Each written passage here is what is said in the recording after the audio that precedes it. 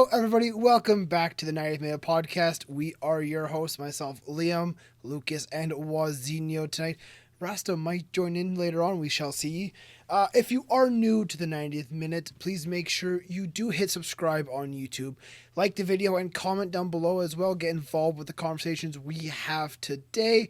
If you're listening to us on audio apps, get involved with the conversation by sending us a message on TikTok or Instagram, something like that.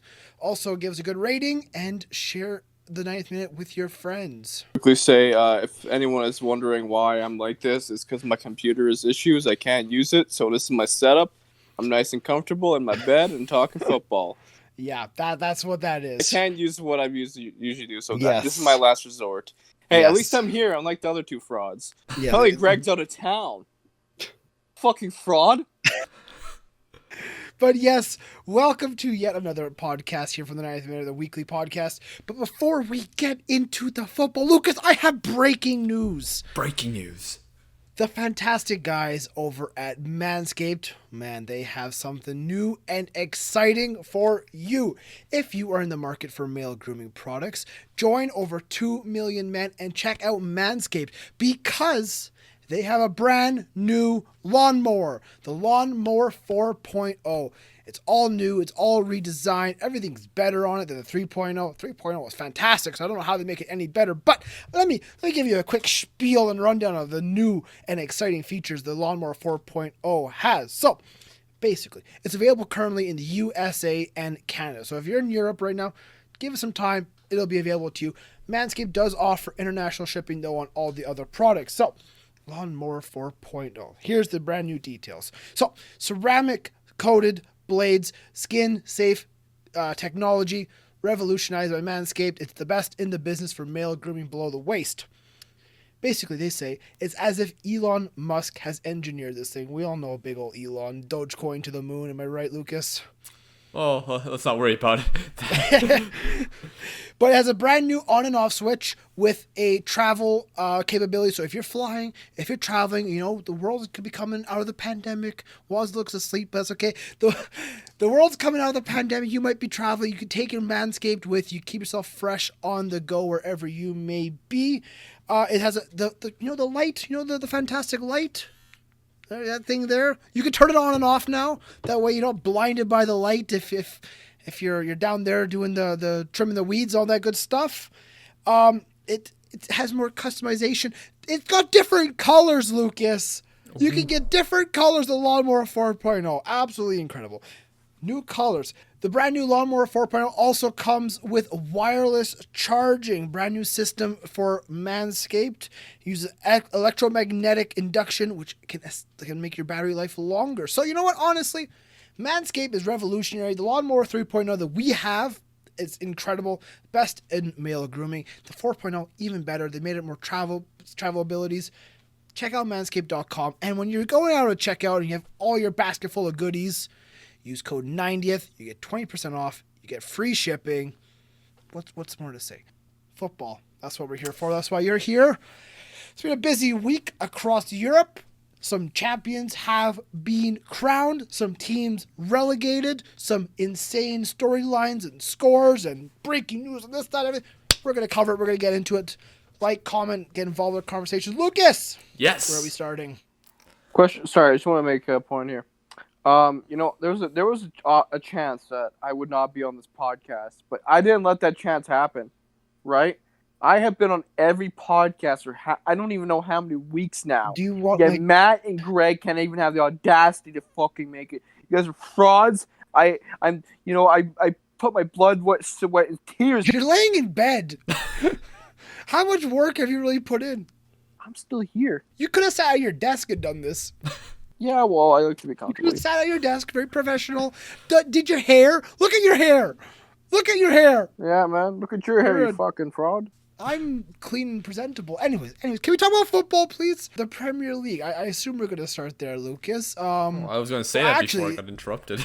I'm so sorry. I apologize for that child.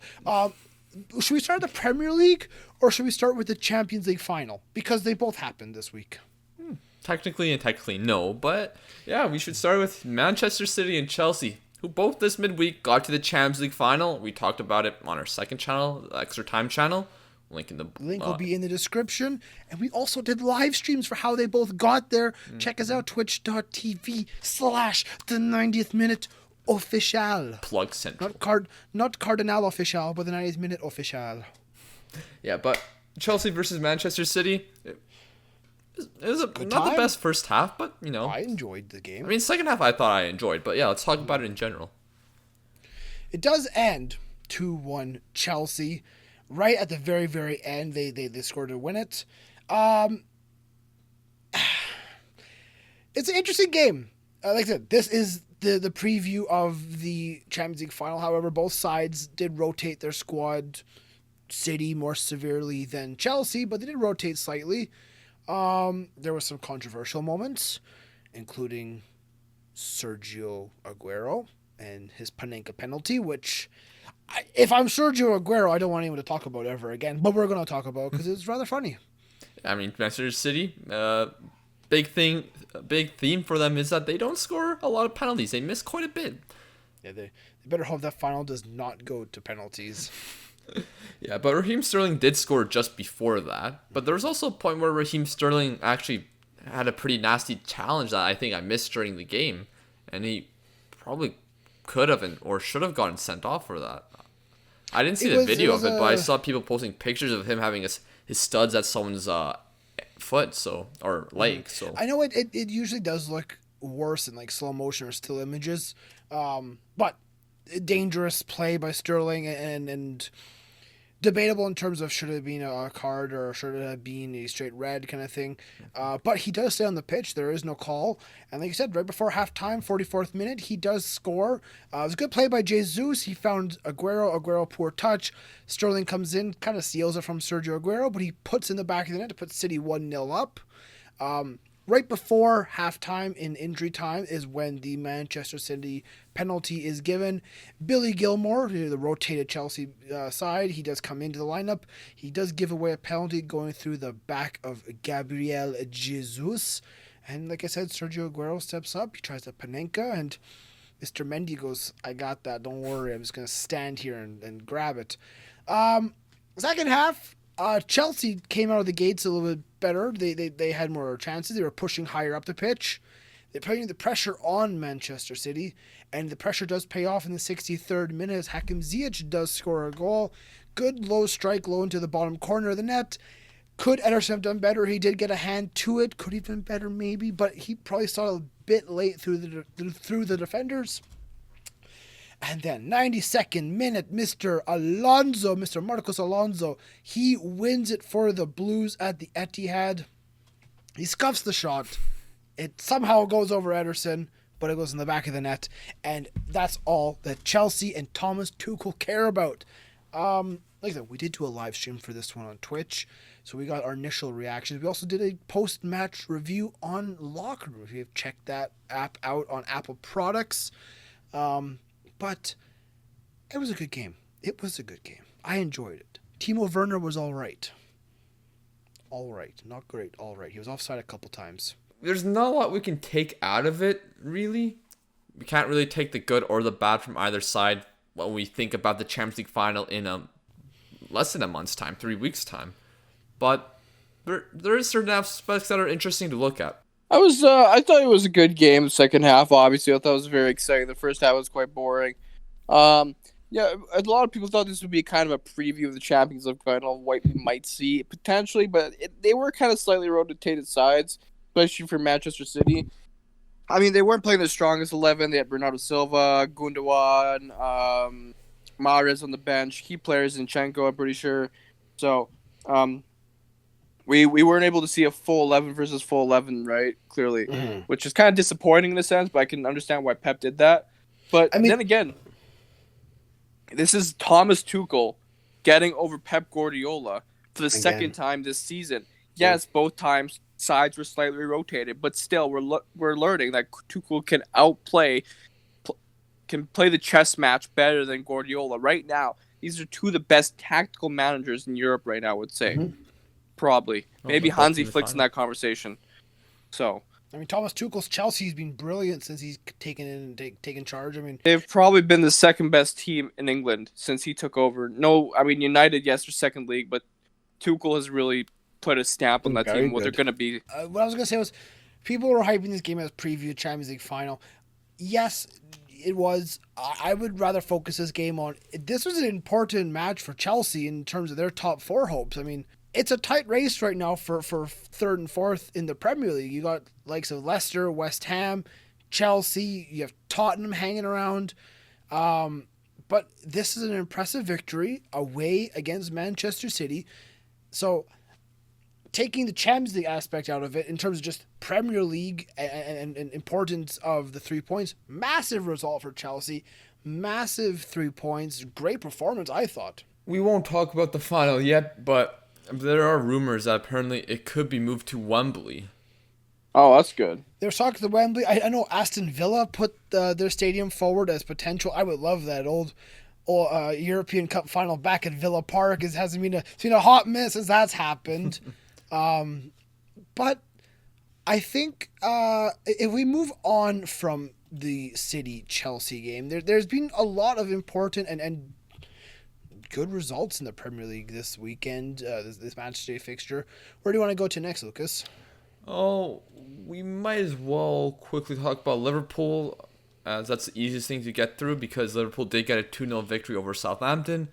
They need the 3 points right now to have any sort of chance at Champions League, no matter how small the chance that is.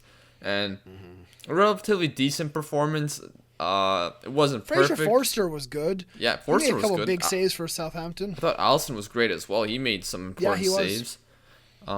Sadio Mane did get a goal, which is good for his confidence. It's been very, very poor season from him. Liverpool were all right.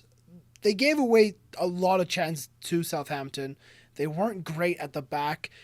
Thiago did score his first Liverpool goal in this one, so good for him. Get a bit of confidence rolling.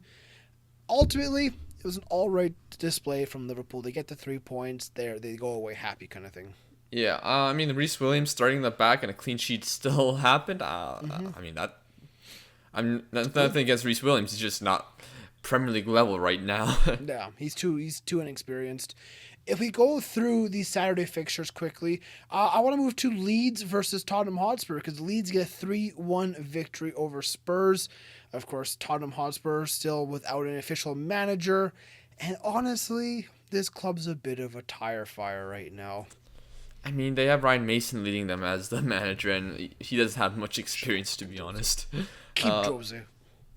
It's crazy to think this is a side that was in the Champions League final like 2 years ago. It's crazy to think, like 3 months ago, was that this could Spurs be Premier League champions quality? Well, I mean, I remember at the beginning of the year, I think it was the first 12 games of the season at least, we were really thinking, can Spurs be title challengers under Mourinho? They had a really good start to the season. You know, they beat United 6-1, and then they just fell. They tumbled. People are laughing at United at the time. We'll talk about them, of course, later. Now United's in second. So it's interesting to see. I think what I've learned this season, if anything, is to never take what happens in the first, half of the season to be, what's going to happen. Because we were thinking, Spurs for the title, Villa for top four, maybe, kind of I mean, there's a couple injuries for Spurs, but it tumbled. It went really bad, really fast for them. Yeah. Bad for them, and currently they are in 7th, 1 point behind Liverpool. Liverpool have a game in hand above most teams around them. They do play Manchester United this Thursday, so we'll be doing a watch-along for that game on Twitch, and I'm sure Woz and I could be some banter between us. Well, I mean, I've already been tossing it all season, man. Deservedly so. I mean, we should quickly make a mention of Jose Mourinho. He did get a new job over the week.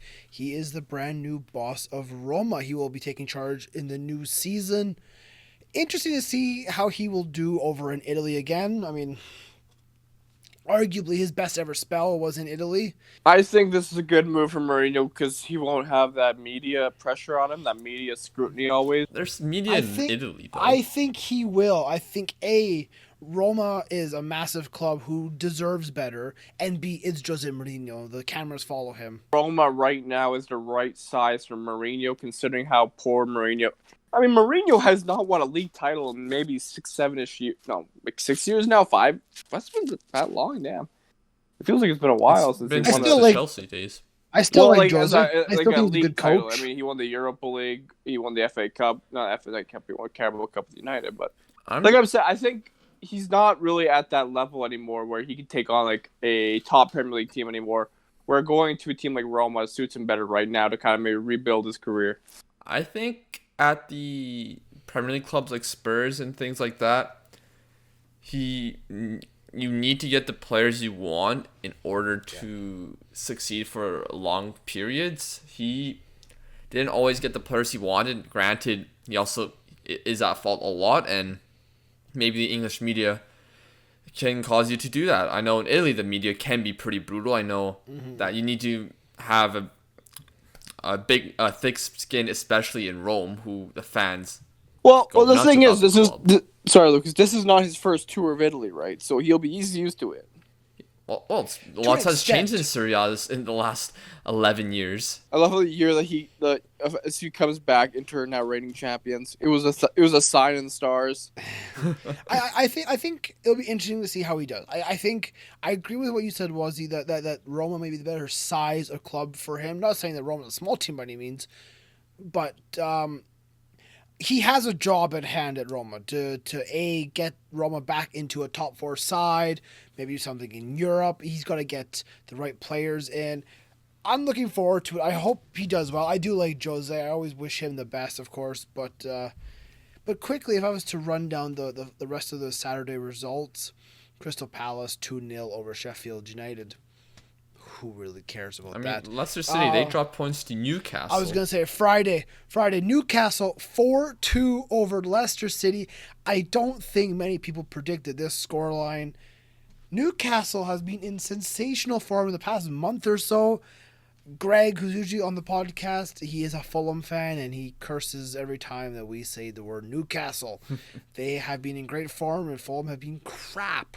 But, Leicester City, are we seeing the same this season as we did last, where they capitulate at the end and fall out of Europe? I thought they were Or at least safe, and Champions they're still relatively safe. But if Liverpool defeat Manchester United, it's 3 points separating those two clubs with 3 matches to go. And Brendan Rodgers, I've criticized him in the past about getting the final steps done, whether that's winning the cup final, getting to the final, or doing something in Europe. He has failed in most cases outside of the Scottish domestic cups. He is in the Champions League. He is in the FA Cup final this Saturday. So there's something to prove us wrong if he can do that.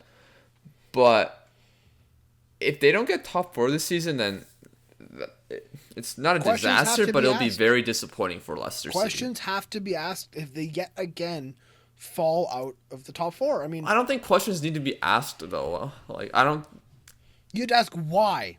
You have to ask what's wrong that we're in a good spot. The last couple months of the season, we fall apart. What's going on? Is it training? Is it mentality? Is it coaching? What's going on? I think with it's our experience. players? I think their team is still relatively quite young, so Yes. I think it's more easier to get under pressure and not deal with it the best you can, especially with a lot of those players who are younger. I think that's something that comes with more experience in the game and finally overcoming it. There was also the injury to Jamie Vardy a little while ago, and since he's come back, he's not been in the best of form. Maybe he was rushed back slightly. I know Iheanacho was doing well, and he was picking up the pieces a little bit, but at the best of times, Iheanacho is not Jamie Vardy. So, let's move on to Sunday matches. Let's start just on the big one. Manchester United, a 3-1 victory over Aston Villa. For a second there, it looked like United may lose and the title would be City's. However, in the usual Manchester United fashion, they come from behind and they get a victory. I don't know what's with you guys. You like to get scored on first. Well, it's good old Ferguson fashion. Come back from behind and win the game, kind of thing. I don't know, but Lucas, hey man, your ribbons are still on the trophy for a little bit longer because of us. So you're welcome, bro. Yeah. I mean, that doesn't really matter to me anymore. It should, man. You should be. Okay. But anyways, it started off with a Traore goal for Aston Villa. A very good goal by him on his left foot. Before Bruno Fernandes scores a penalty in the 52nd. Mason Greenwood takes the lead for United in the 56th. And then big man Edison Cavani in the 87th minute puts the icing on the cake. El Matador does it again for United. For his age and what he's been contributing is exceeding my expectations. He gives me Robin van Persie vibes. For some, he may give Ruud van Nistelrooy vibes. So Van Persie's been fantastic. Not Van Cavani. Take me back. He's a proven goal scorer, and yet again, he's come into the league and done well. It was funny because it was halftime, I'm pretty sure, or somewhere near halftime. Of course, United fans, they like to be fickle with Ole Solskjaer. And they're like, oh, sack Solskjaer. We're down 1-0 halftime to Aston Villa. We came back and won. Like, what the fuck, man? Look, I can understand maybe for some people why they don't like Solskjaer. And maybe it's because the way he kind of plays. Maybe there's a lack of identity at times. His substitutions aren't very smart.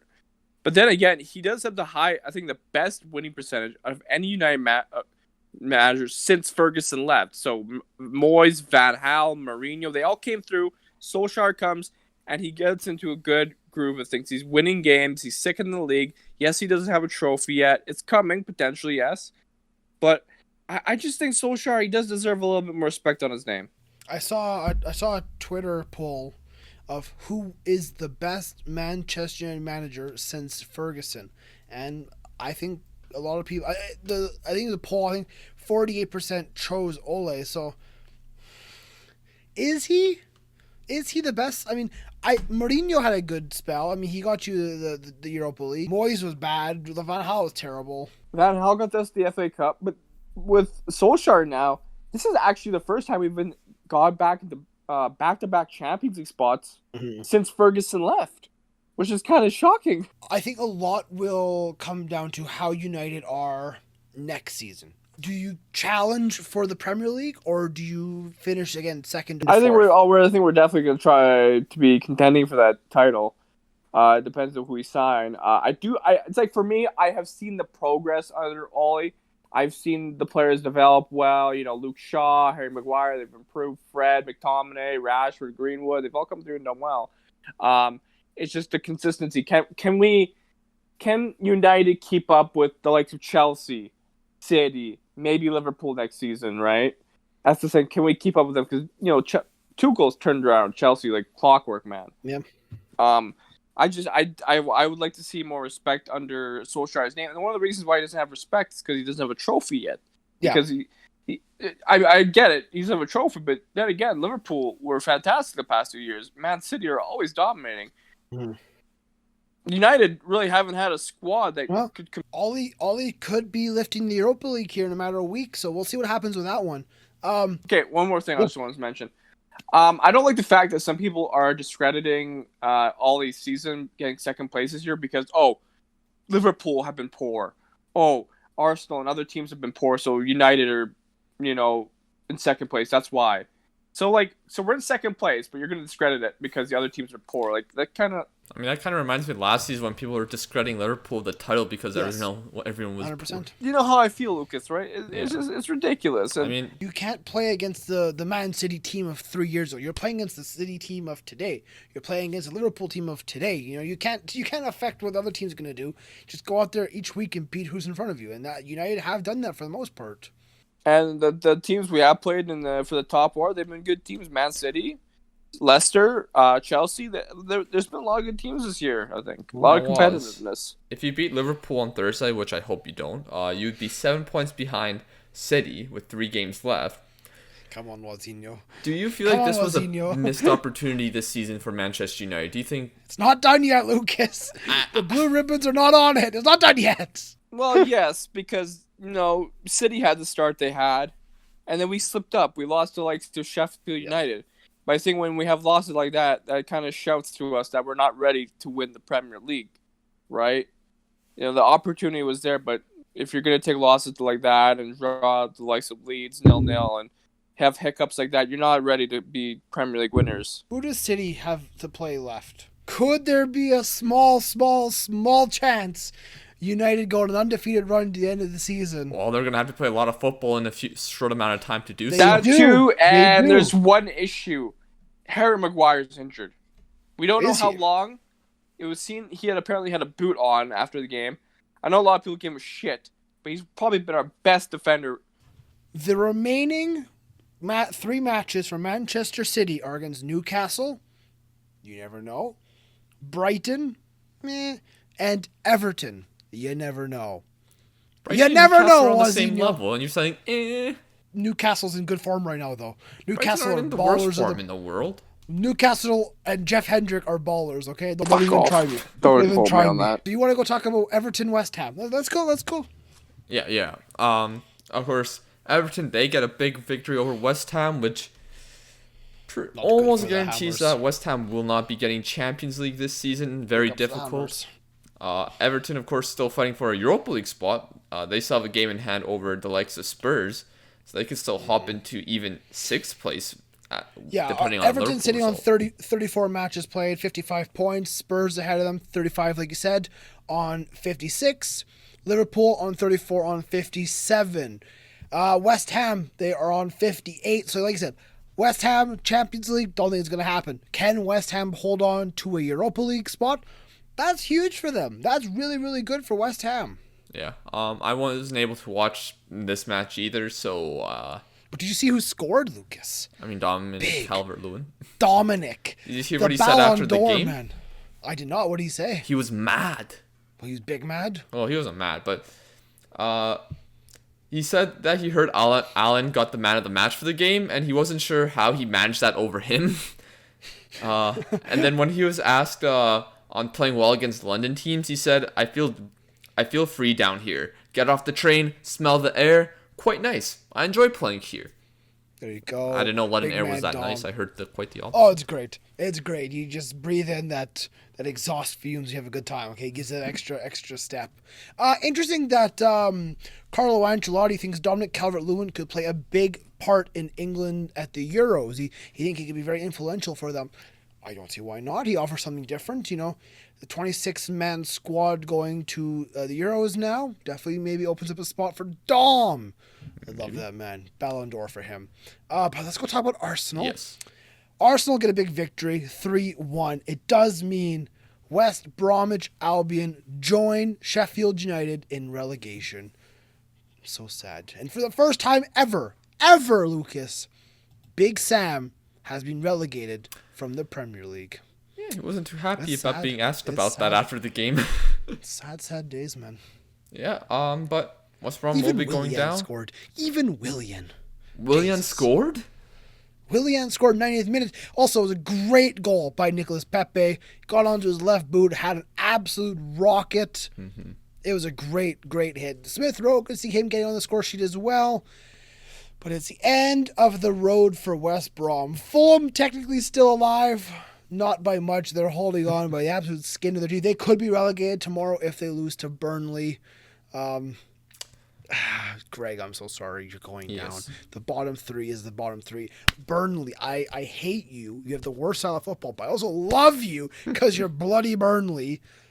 Get something good going. You have a good manager in Son Deitch. Believe in him. Get some players going. You need to stay up, okay, Burnley? You need to keep it better for next season. Get better. But with Arsenal, of course, that's a victory for them. They are not really close to a European spot. I mean, they're only a couple points off, but it's Arsenal looking are unlikely ninth, that they'll get a European spot this season. And even worse so, they lost in the Europa League last Thursday and will not be facing Manchester United in the final. Yeah. Instead, it's Villarreal, who deservedly so defeated Arsenal over 2 legs.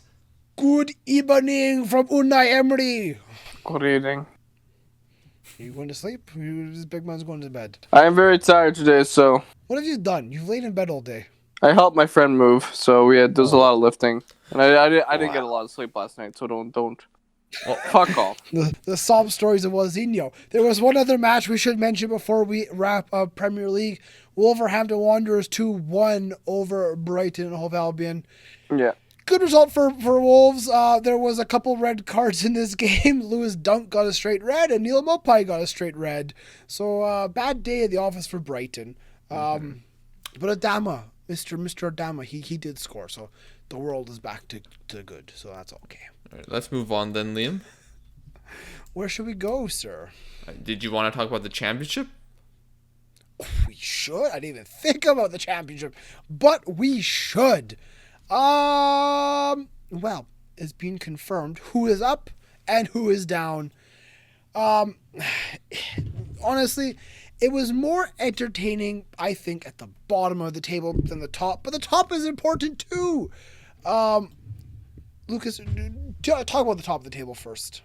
I mean, of course, we already knew that Norwich and Watford were automatically promoted. Now we know that Brentford will be playing Bournemouth in the first round of the Championship playoffs, while Swansea will be facing Barnsley. So that will be coming up very soon, and should be interesting to see what happens in those matches. I would love to see Brentford and Barnsley in the Premier League. Haven't seen that. I'd love to see Swansea back in the Prem. Bournemouth, not my favorite club, I'm gonna be honest. But the big news: Derby County is staying up. Oh. Yeah! The Rams. Oop, the fucking Rams. They got a big result against Sheffield Wednesday. At the very, very end, they're able to stay up into the championship. They get a draw, 3-3. Wayne Rooney is staying up. I feel very sad for Wycombe Wanderers. They do get relegated. Even though they've been brilliant over the past month or so, they got a huge victory. Is it 4-1 on the final match day?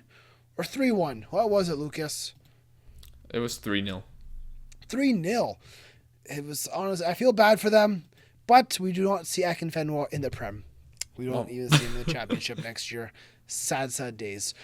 Millwall, Wozinho's old club, they got absolutely beat up 6-1 by Coventry.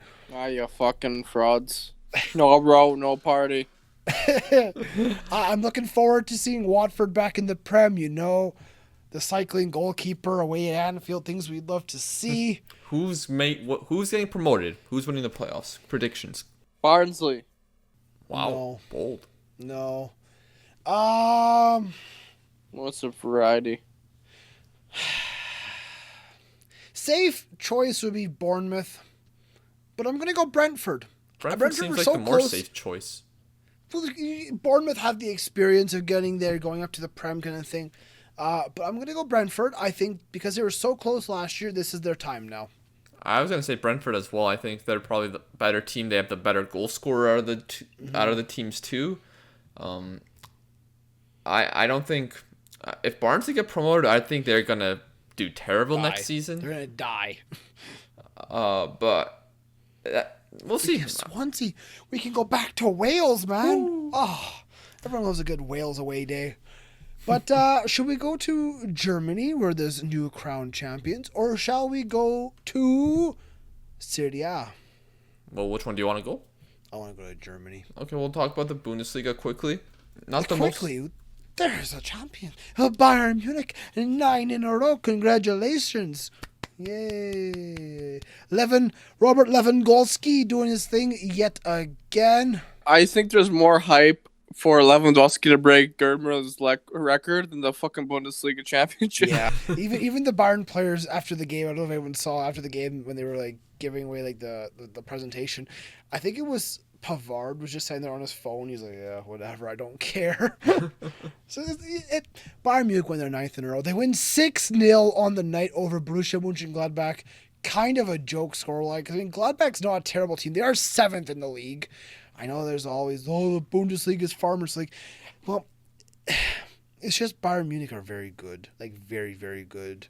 It's like the rest of the league is good, and then there's Bayern good. Yeah, pretty much.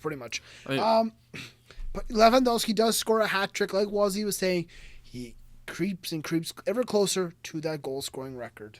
Yeah, 1 away from tying it, 2 away from breaking it. A record that's been held for over 40 years. Come on, Robert Lewandowski. Well, actually, almost 50 years, isn't it? Yeah, it's almost 50 years since that record was made. I don't know numbers. So, yeah, it'd be an incredible sight if that happened. A big result for Borussia Dortmund. They did come back to defeat RB Leipzig 3-2, which is what gave Bayern Munich the trophy. It was a good result for Dortmund. Jadon Sancho scoring a brace on that one. It keeps their dreams alive of top four. Liam, it's very important because did you hear what happened with Frankfurt? What happened to Frankfurt? They drew 1-1. They're bottling it. Oh my god, that's a Frankfurt's shocker. coach, they announced he's going to Gladbach at the end of the season. Frankfurt all of a sudden start performing poorly. Now Dortmund are in fourth place now with 2 games left. Yes, it is huge. Dortmund need Champions League football if they have any hope of holding on to Erling Haaland. As it stands right now, Dortmund are 4th on 58 points below them. Like you said, Eintracht Frankfurt on 57. Is it done? No way, Jose. Will Dortmund do it? Yes, they will. You think so? Stamp of authority right there. Not the easiest schedule left for them, but we'll see what happens. I don't care. They're going to do it. Not Not only that, they're going to overtake Wolfsburg. I mean, sure, Dortmund finished third. Dortmund finished third, like Ginger said. Well, you're not best known for betting, as. But look at those final.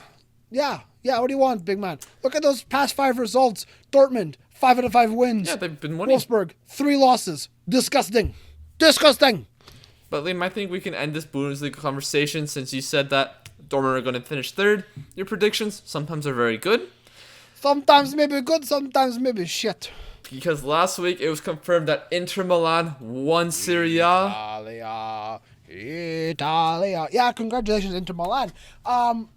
So yeah, basically, like Lucas is trying to say, I now must take a shot of ghost pepper hot sauce because I said Juventus would win Serie A.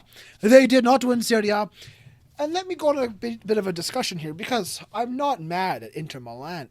Inter Milan are deserving champions. A great team, great goal scorer. I love their manager. Great squad. They have Ashley Bloody Young. Best player to ever live, basically. Yeah. I'm not even mad at the Juventus team because they're simply just not good enough. The squad that's available to Juventus right now today is not good enough. They have the great Cristiano Ronaldo. They have great Chiellini and this and that. But it's not good enough. They're relying on shit young players. I'm not even mad at Andrea Pirlo. He was put in a position he should never have been in. He was the under-23s boss for 5 days. He could have done great. He could have been under-23s boss, learned, built his reputation, built these young players up to the first team, brought them with him, and then taken over Juventus after a couple of years. But no, the board is who I'm mad at. The Juventus board. They said, guys, we're Juventus, don't worry. We're going to walk into it, Serie A this year. We're going to go, hey, we're the back, bitches. We won. That's how I interpret the Juventus board. But it doesn't happen that way. You actually have to play the football. You actually have to play and win with a solid team. They went cheap. They went easy. They went complacent. Now they don't get the Scudetto. They might not even get Champions League at this point because they're bottlers. Yep. My Do you God. want to get into that match? Because I was able to watch this match, and what a match it was. Because, of course, huge match was Juventus versus AC Milan.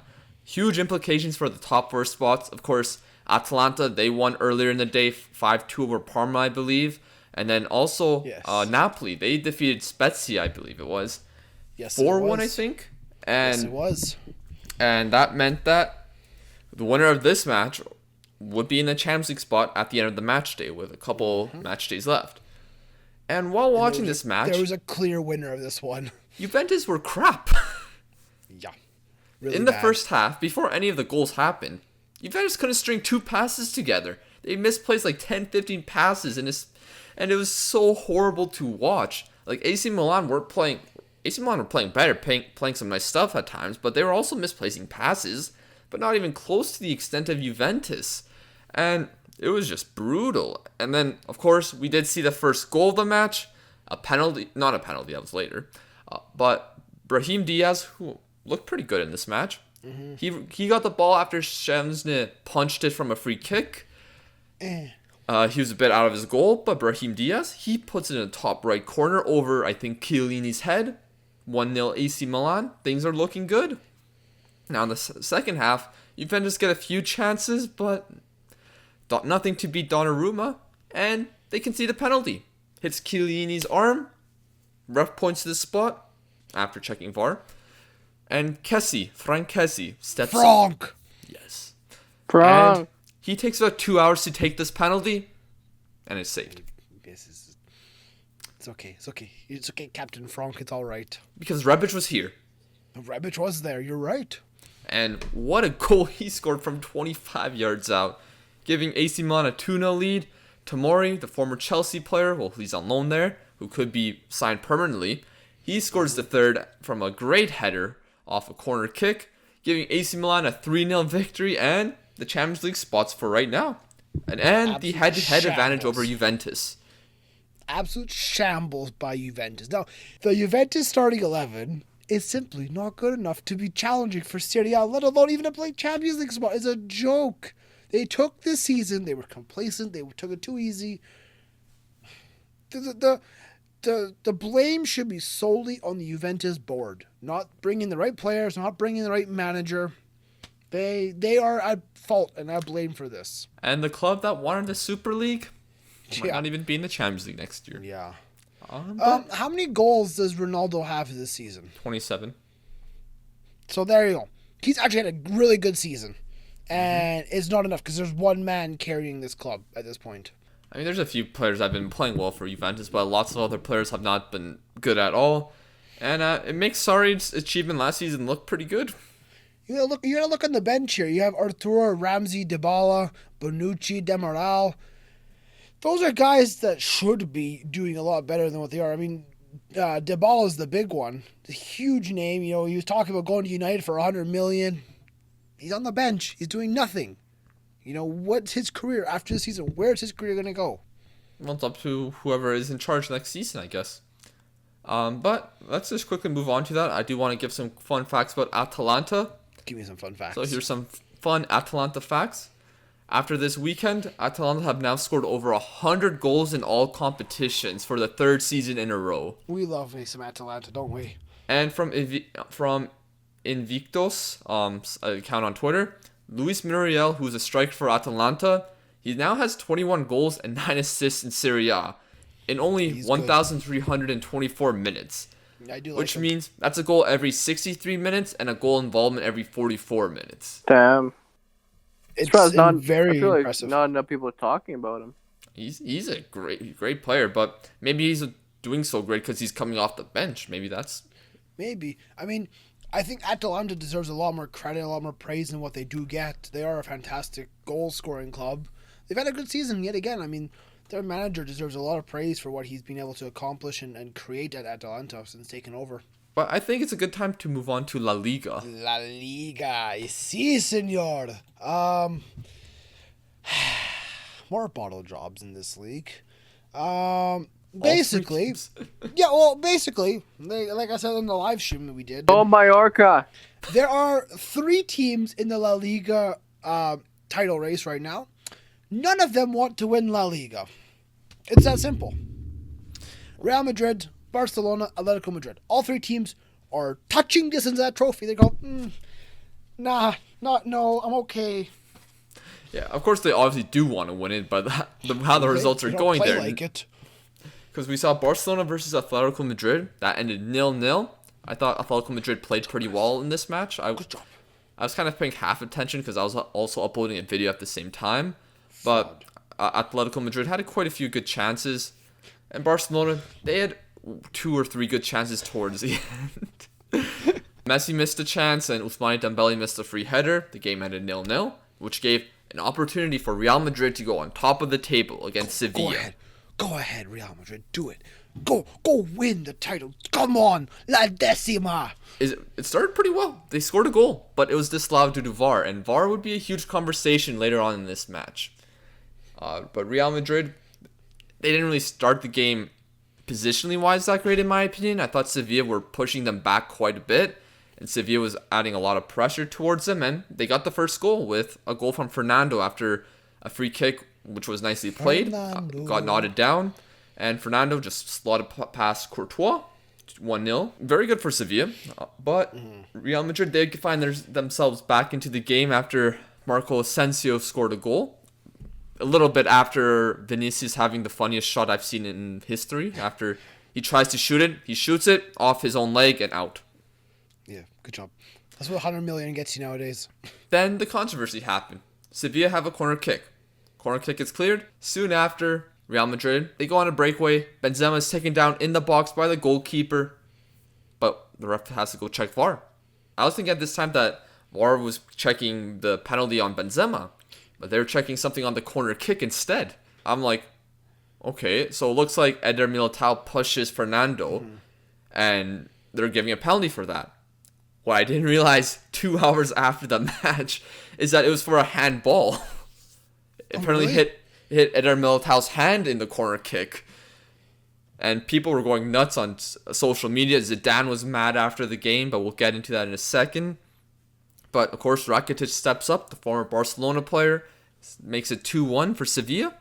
But more madness soon falls towards the end of the match as Toni Kroos, he's like, I'm going to do it myself.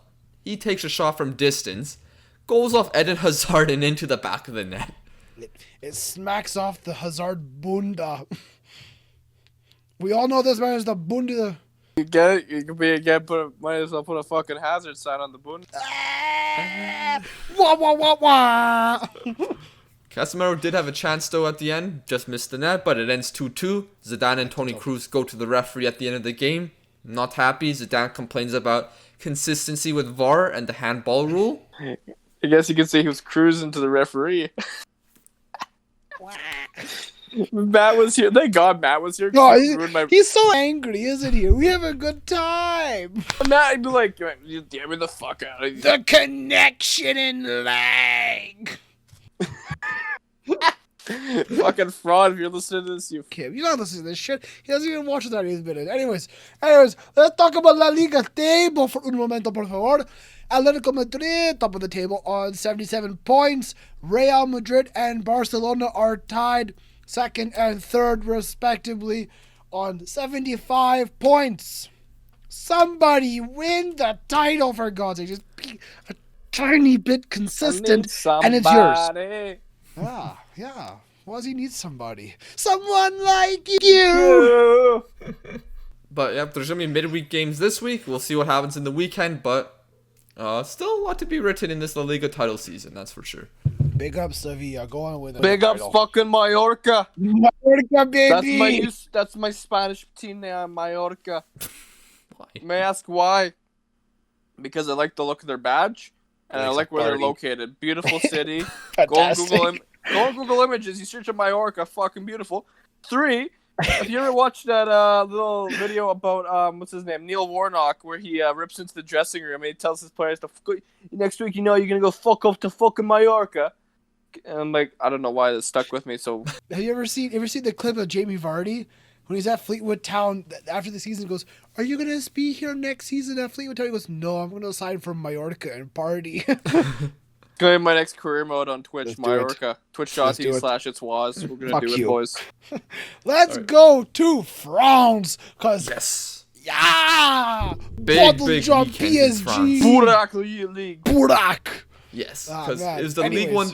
League 1. I said League 1. What's wrong with me? League 1 title race, and nope, the top 4 they're still in the race for either the title or Champions League spots. Yeah, boys. But let's first begin with the first match: Lens versus Lille.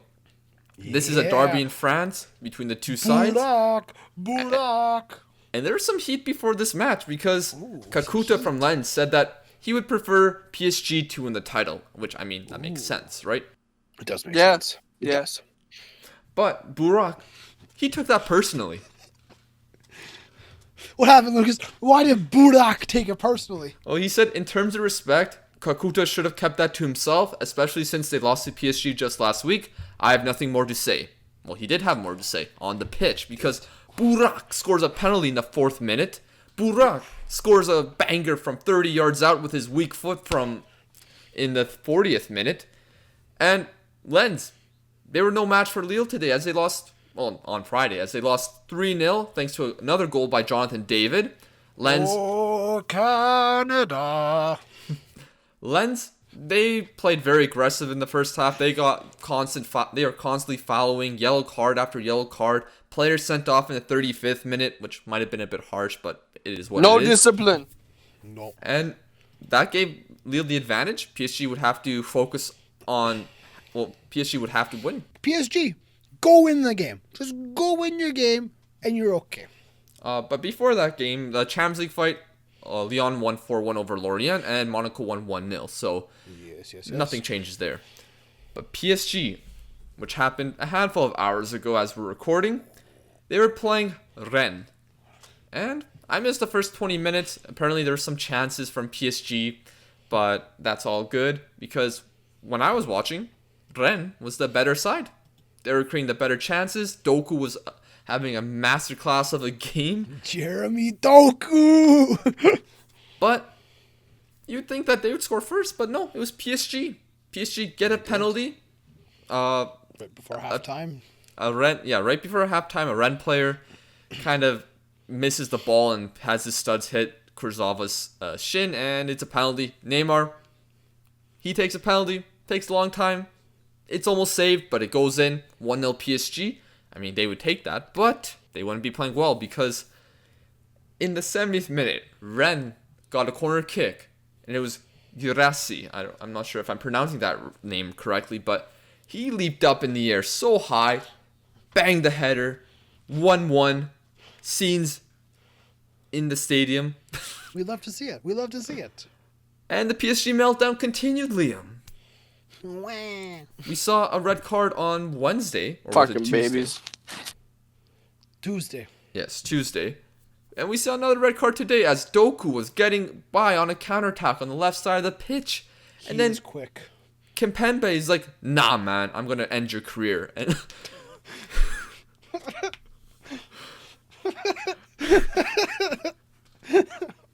That's a scary sight. I'm being a bit dramatic there, but he takes him out, gets a red card. I saw it. It was a terrible tackle. It was a straight red for Kimpembe. He showed no remorse. He left the pitch, and the game ended 1-1. PSG. N'Golo Kante. No, it's Kimpembe. But yes, PSG dropped more points in Ligue 1. So as it stands here today, Lille, top of Ligue 1, 79 points. PSG are second, 76, 3 points behind. I imagine that PSG's motivation to do anything right now is just an all-time low. Oh, they're having a bad time right now. Monaco are third on 74 points, and Lyon are fourth on 73. So, rumor has it that PSG is still complaining towards the referee from the Champions League game. Every day they pick up the phone. Neymar's like, "You fucking piece of shit. Do you remember that call? I'm watching you." Lucas, I know you were a very, very big fan of a certain PSG player, Mr. Julian Draxler. You say he is terrible. I don't. Basically. He hasn't done anything since he went to PSG, in my opinion. Well, according to reports from Fabrizio Romano, PSG are very close to extending the contract of Julian Draxler for whatever reason, because I agree with Lucas, the Mountains done jack shit since being The there. thing is, PSG could miss out on the Champions League. They could. They really could. I mean, as it stands, they are second. Top three in France do go Champions League. But they're only 3 points in the in the top three. I mean, they could drop down to fourth. They could win it still. I mean, that top four could finish in France anyway. It's up in the air still. I love it though. It's good. Come But on. Lille, they're in the driving seat once again. They just need a draw and a victory to guarantee the title. Could we have two Canadians as top 5 domestic leagues in Europe champions? And don't forget Kyle Larin on Besiktas. Not top 5 league, but come to Besiktas.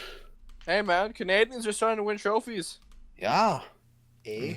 Hutchinson has been at Besiktas for the longest time. Yeah, I know, but Kyle Larin's actually doing well there now. But Woz, I think we have to move on to your new section of the show. All right, so Liam, you watched this last week? No. So you got to pick your in-form and your out-of-form performer of the week.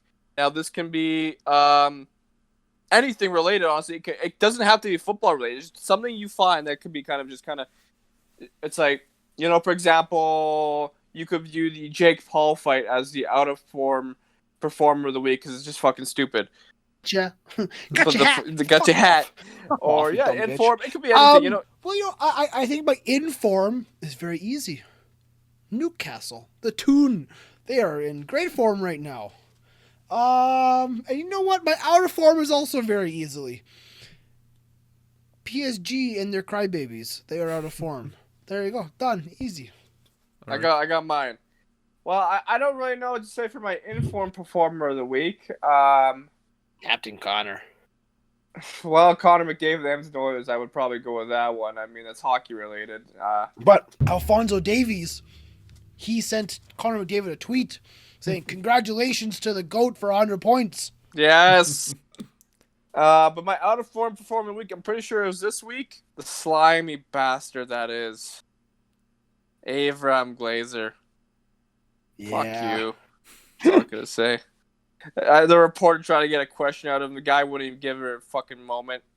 Screw you, man. What about his open letter to the fans? Well, that was We Joel care. Glazer, not Avram. Avram's the one who looks like a goddamn slug and can get. Mate, you got fucking billions of dollars. Get yourself a hair transplant.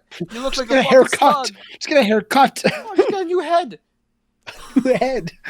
And while you're at it, fix the goddamn gut. I got a gut. I'm not a fucking billionaire. And fix the goddamn club while you're at it, you piece of fucking slime. Lucas, it's your turn. All right, for our second week in a row, my informed player of the week is Burak Yilmaz. Burak.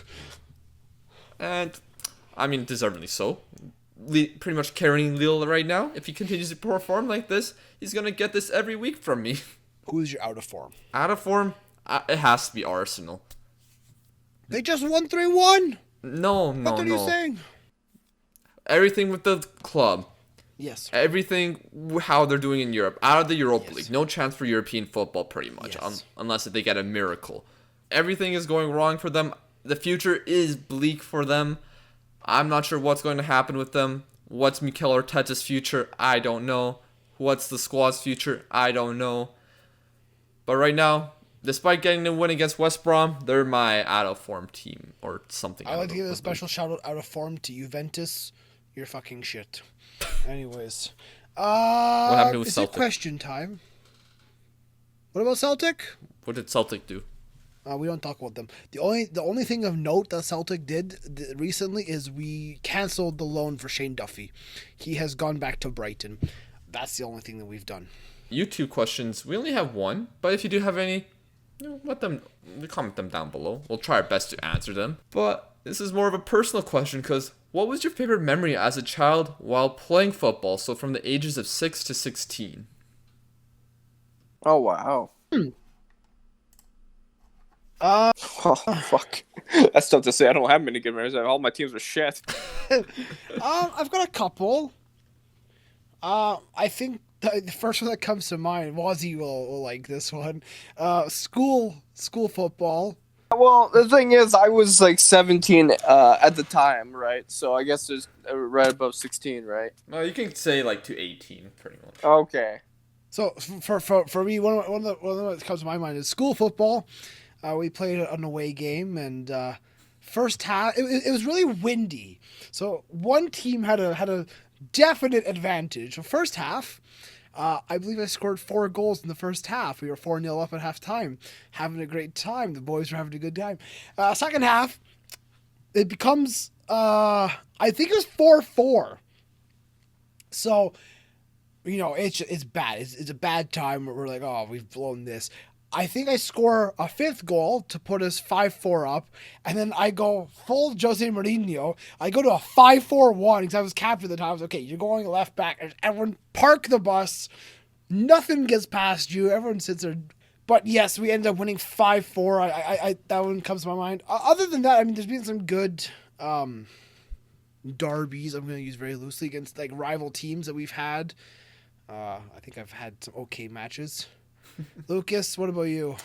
I mean, I have a few that I enjoyed as a kid, or from. Punch the ground. Huh? When you punch the ground. That was after 18, and that's a normal thing in football, getting angry.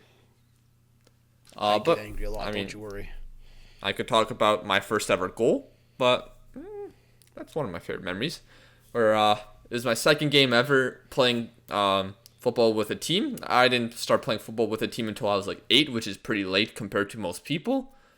But I was starting out defense. I got the ball from pretty much our own goal, and I drilled past the whole team and scored my first ever goal. And wow. So that was a great memory. Messi. But I think my favorite one is when it was probably one of our last season as a youth football, when we were 18, 17, and we were playing against a team we were competing for a provincial spot, which would be the highest competition I would have ever played in if we got that spot. Mm-hmm.